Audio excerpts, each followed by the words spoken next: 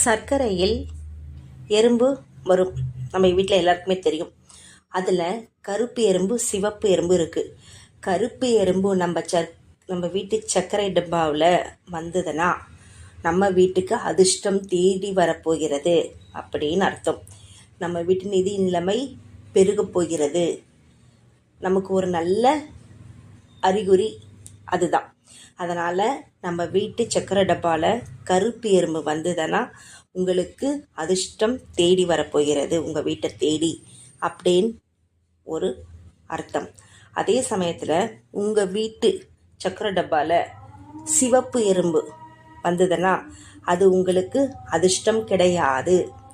உங்களுக்கு அந்த சிவப்பு எறும்பால் துரதிர்ஷ்டம் வரும், நிதி நிலைமை கெடும் அப்படின்னு அர்த்தம். அதனால் நம்ம வீட்டு சக்கரை டப்பாவில் கருப்பு எறும்பு வந்தால் நல்லது, சிவப்பு எறும்பு வந்தால் கெட்டது.